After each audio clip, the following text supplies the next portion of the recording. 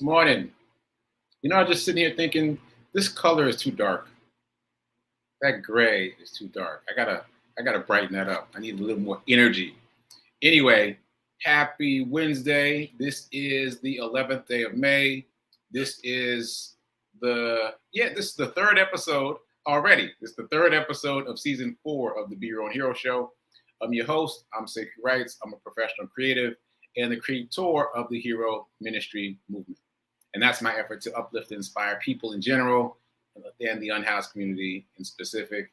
And also, as it has evolved, my effort to uplift all of us financially, which is quite a plot twist. Anyway, shout out to New Thought Media Network for allowing me this space and this opportunity and this platform to talk about my journey of becoming my own hero. If this show feeds you in any way, please share it. Please share it. Please share it. Remember that I'm not a personal trainer, nor am I a financial advisor, so do your own due diligence and join me here Monday through Friday, every weekday, 8:45 a.m. Central, 9:45 a.m. Eastern. Okay, so let's get into it. This is season 4. The theme for season 4 is still evolving, but it seems to be more conversational thus far. Anyway, I want to jump into the run streak and then circle back to a couple things. Before I do that, shout out to the folks who are checking in. Shout out to Linda from Colorado. Shout out to Nan. Oh, no notification. You know what? I got an error message just now when I logged in. There must be something off. Anyway, we'll figure it out. And shout out to everyone who's watching and isn't in the chat. All right, so run streak. Today is day 345. 345. I've been running every single day, at least a mile a day for now, 345 consecutive days in a row. And I got a squad now. So today I was struggling. And there are many days when I'm struggling, meaning I didn't feel like doing it. I just didn't feel like doing it. No particular reason. I just didn't feel like going out there. But now there's a group of us. For a long time, it was just me and Antoine. You've heard me talk about him. He's the guy who inspired me to start my own run streak. But now we have inspired other people. So now we've got a team of 5. There's 5 of us. So today I was like, well, I got to go because they're out there. I know they're out there. I know that Antoine and Anna and Molly and Bill are out there. They're already out there. So I got to get out there. So it's interesting because for me, it's nice to have a failsafe.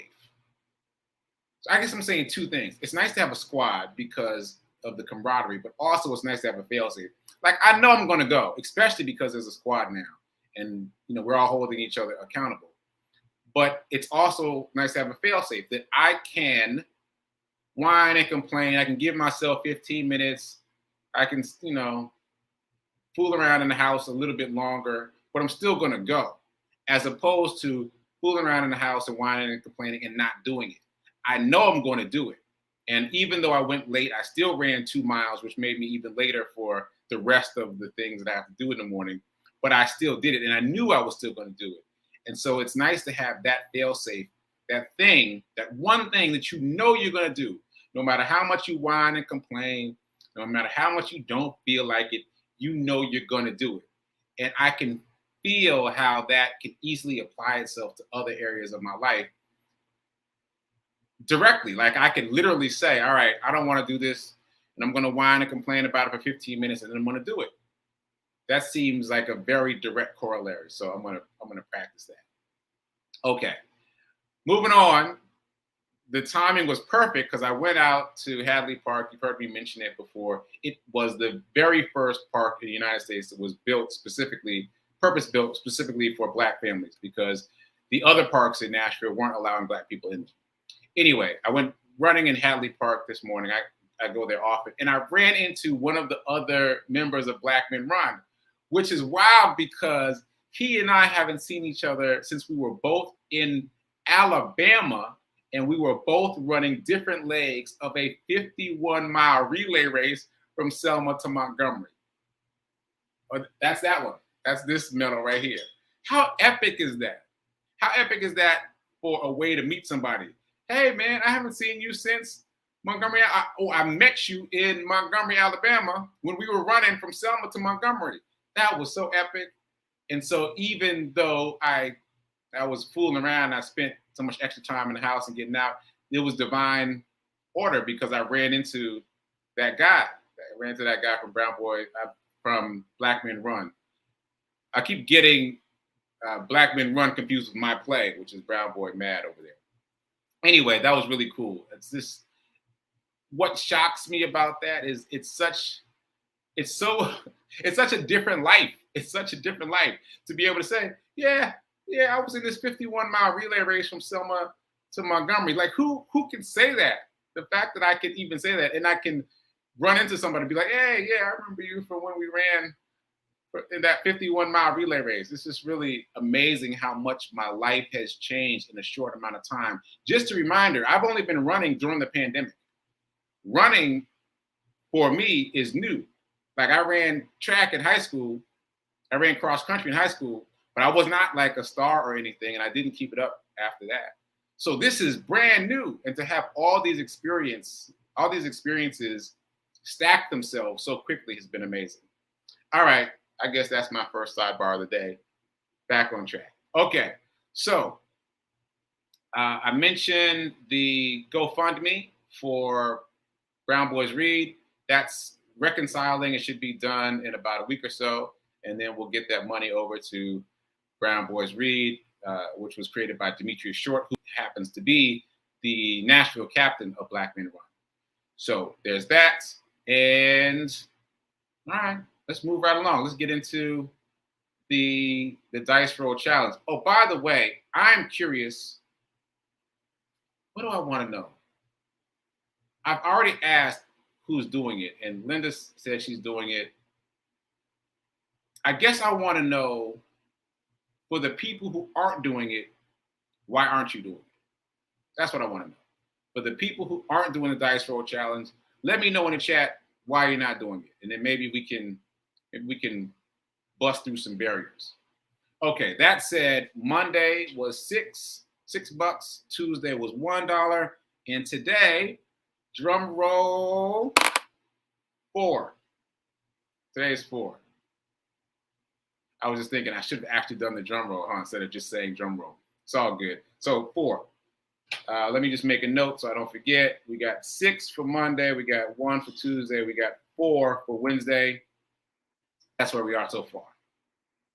All right. So 6, 1, and 4. You're moving that money out of circulation and putting that into a place to invest. Moving on. So Morning Zen is going to be in 2 parts today. So first of all, sidebar, I've been doing transcendental meditation, which is abbreviated as TM. T is in Tom, is in Mary, transcendental meditation. When you do transcendental meditation, the call to action is to meditate twice a day for 20 minutes a day. This was a big leap for me because my meditations hovered around 5 minutes. So 20 minutes, period, and then 20 minutes twice a day. Woo. But it's been good. And it's different every time. So anyway, I did my second meditation very late last night. And I'm not going to lie, I fell asleep during the meditation, which happens to me sometimes, right? So I fell asleep during the meditation. And so it became like a meta nap, meditation nap. So I ended up having a nap late at night. I'm getting somewhere. There is a point to this story. So I had this meditation nap. Some interesting things came to me during that meditation nap. And I love that. It feels like I'm in direct communication with the universe. But also, it meant that I took a nap late at night. So I ended up being up in the middle of the night, which, by the way, is, do I want to do the sidebar? Yeah, let me do the sidebar. So if you've been watching the show for a long time, you've heard me talk about experimenting with a polyphasic sleep pattern, which is to say you sleep multiple times per day, not 8 hours in one shot at night. Well, I've since shifted to a biphasic sleep pattern. I'm experimenting with that now, where basically there's 2 sleeps. Like you go to bed around 10-ish, 10, 11, and then you wake up in the middle of the night. At least I do, because that's 10, 11 is kind of early for me, usually. So you wake up in the middle of the night and then you do things and then you go back to bed. Now, this used to be very popular. It was so popular. Well, actually, let me rephrase that. I hear that this used to be very popular. I have not fact checked it myself, but I hear that not only was it popular, that people would actually come outside in the middle of the night and chit chat with each other around 2 o'clock in the morning because everyone was on a biphasic sleep pattern. I'm going to research it and see if that's true, but I love that idea. Anyway, I call it the night watch. So when I'm up in the middle of the night and I'm awake, I do try to do something productive before I go back to sleep. So that's what happened. I had a night watch last night and I read, let's back up. I saw a post on social media from ONeil. You've heard me mention ONeil before if you watched the show. He went from homeless and sleeping in his car to being a multimillionaire with a TV show about money. Big gap, big gap. From sleeping in the parking lot of Walmart to having his own financial literacy show. It's a big jump. So I saw a post from him, and as an aside, he mentioned this book called Baby Steps Millionaire, which was written by his mentor, Dave Ramsey. Many of you are familiar with Dave Ramsey. He's a big financial guru. Anyway, so I paid attention to the book. I replayed the video to catch the name of the book, and then I looked up the book, downloaded the sample, and I read the whole sample during my night watch last night. That's what I did. I read this whole sample. For those of you that don't know, when you have the option to buy a book on the Kindle app, which I keep on my phone, you can just download the sample of a book, and the sample varies in length. Sometimes it's the first chapter, sometimes it's the introduction, sometimes it's the big chunk. But anyway, you can basically sample a book. I used to feel, another sidebar, but I used to get frustrated with myself for only reading the sample until I discovered this startup that prides itself on condensing books to the size of a sample and distributing it. And then you have to, and it's a paid service. People pay for the pleasure of having their book condensed into a sample size. And I was like, I'm already doing that. Anyway, I digress, clearly. Anyway, I read the whole sample of Baby Steps Millionaire on my night watch last night. So I want to talk about that.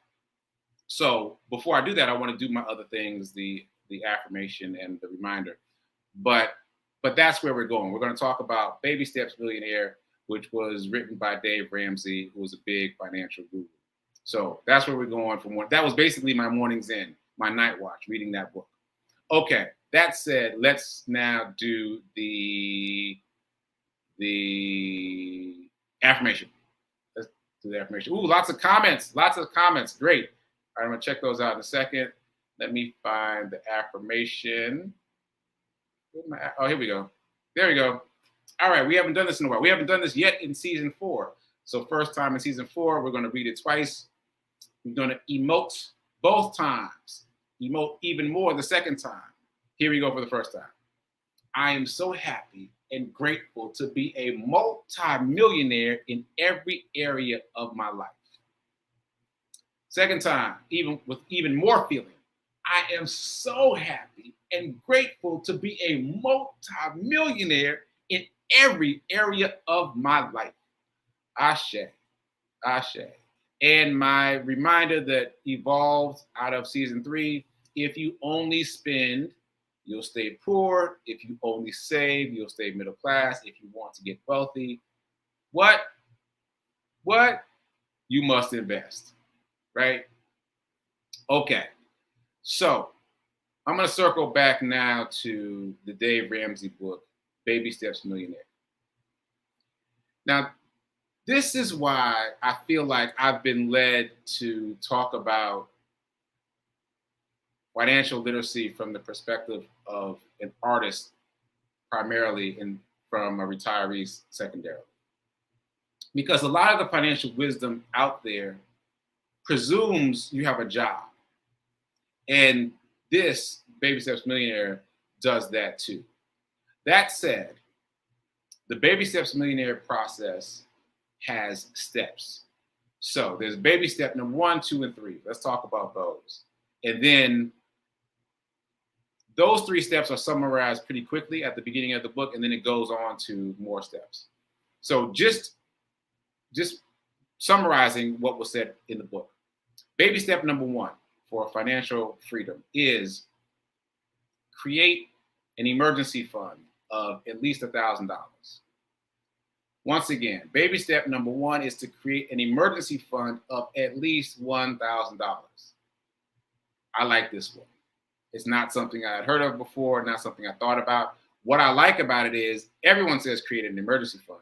What I like about it is it's specific, which, by the way, sidebar, is why I like the Roth IRA, because it's specific and it's deadline driven. Anyway, I like the specific. Set aside $1,000 for emergencies. Now, emergencies are emergencies. These are unexpected expenses. These are not bills. Those are expected expenses. You know you got to pay the bills. You got to pay the rent. You got to pay your phone bill. You got to pay the bills, right? Those are not emergencies. This is like if you end up in the hospital, or you got to replace the car battery, which happened to us recently. Like, unexpected expenses. You got that $1,000 set aside, and when something unexpected happens, you take the money out of that bucket. Boom. So in the book, actually, Dave Ramsey used an example of a woman who had an unexpected toothache, and the tooth had to be extracted. Ended up being a little bit over $1,000. So she used the whole bucket, the $1,000 emergency fund, and then paid off the rest. So it was inconvenient, but she already had the money set aside. So she did not have to take that out of her earned income. I like this plan. I like this step, especially for artists. Now, the challenge for artists, speaking as an artist, is you don't always feel like you can set aside money, because you get a check here and there. You don't know where the next check is coming from, where the next piece of money is coming from. So to that, I am implementing something I got from the 1 Minute Millionaire. I forget the author's name, but the book is The 1 Minute Millionaire. And he suggests always taking 10 to 30% out of every single payment you get. Now, I found in doing this that it works best if you start with 10 and stay consistent with 10%, no matter how small the amount of money you get is. Somebody gives you $10, you take $1 out, and then you recognize over time that, hey, I can make do with 10% less. If you take it out immediately, you don't feel it, right? You build that up to 30%. But for now, let's just stick with 10, right? If you're able to take 10% out of any payment you get as an artist, you can start to create this $1,000 emergency fund, and then it's just there. And you can't touch it except for in emergencies. That's key. That's key. That will require some discipline. That will require a lot of discipline. That means if you got a bill, a regular recurring bill due that you don't have the money for, you don't go dip it in the emergency fund. You figure out another way to pay that bill. It requires willpower. All right, so let's move on. That's the first of his baby steps. The second of his baby steps is to pay off debt aggressively. Baby step number 2, pay off debt aggressively. Pay off debt aggressively. Now, again, speaking as an artist, I feel like this doesn't really work for us. Right? So I started telling a story in season 3 that I don't think I finished. So let me tell it fully. So I met a guy in New York fairly early on. He was in law school at the time, and we became friends and have stayed in touch. And so I watched him go from law school student to multimillionaire. And he became an investment banker and makes a lot of money. And so every once in a while, I'll just ask him for financial advice. And so I asked him fairly early on, and one of the things he said was, well, pay off all your debt. And because I'd seen his trajectory, I saw him go from, this humble to very wealthy. I said, all right, let me do what he says. So I paid off all my debt, and it took some time, right? I paid everything off. But nothing changed. My financial life did not change. Like there was no big aha moment. It was nice seeing zeros in all these different places, but nothing changed. So for me, that's not enough. Just paying off the debt is not enough. Because what I've learned in the course of the pandemic, in the course of doing this show, is that investing is a muscle that has to be developed. You got to build the muscle of knowing how to invest. And this is why most of these NBA players and NFL players that come from nothing and all of a sudden get a bunch of money end up blowing it, is because they don't know how not to blow it. You have to build the muscle of investing. You have to build the muscle of knowing what to do with money. So bringing that full circle, what I did is what he suggested. I used most of my resources to pay down my debt to zero, which helped my credit score. But I didn't learn anything about investing. In all that time that I was paying down debt, I didn't learn anything about investing. I didn't learn anything about what to do with money. So for artists, I would suggest a different approach. I would suggest a tandem approach, that you're paying down debt as you are also investing, so that you're also learning how to invest, so that you know what to do and how to do it and how to get better at it. So both things at the same time, pay down debt and invest at the same time. So that would be my remix to Dave Ramsey's step number 2, which is pay off debt. Because he says, don't do anything. Like, stop doing everything. Stop investing. Stop going out to dinner. Stop spending money on Netflix. Take all your money and attack debt sequentially. Your lowest balance first. Like, let's say you got 2 credit cards. One, you've got a $500 balance on one and a $600 balance on the other. Attack the one with the $500 balance first until it's zero. And then attack the next one up until that one's zero, and then move up through the ranks. That's what he suggests. But I am suggesting in paying down debt and also investing at the same time, because you need to learn how to invest. And then his third step is baby step number 3. Baby step number 3 is to go back to your emergency fund and now build that even bigger. We had that $1,000 set aside for any unexpected expenses. Now he's suggesting going and making that even bigger. He's talking about 3 to 6 months salary. Again, that's something as an artist I can't really relate to. Like, I don't know what 3 months salary is. Like income for an artist is random. It is random, right? So I would just say, 3x it.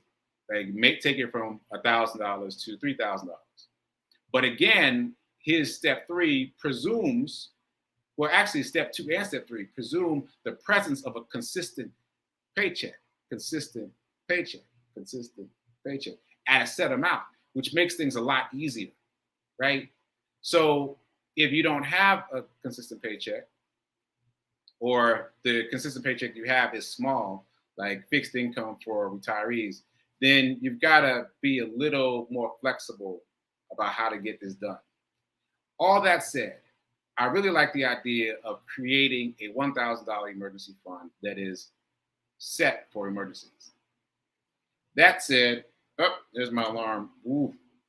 All right. That said, I also really like the idea of learning to invest at the same time that you pay down debt.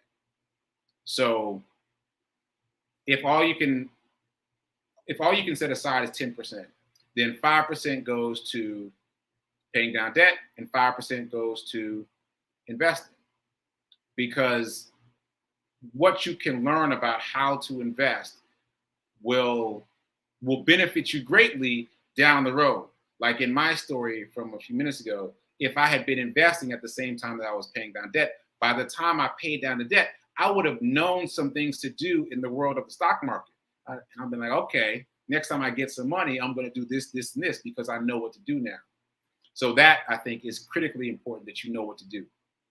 If you have a job, you can take advantage of the options that the job offers you and remix that in a way that's beneficial to you. But if you don't have a job, if you're just out here creating your investment portfolio yourself, then it's important to know what you're doing.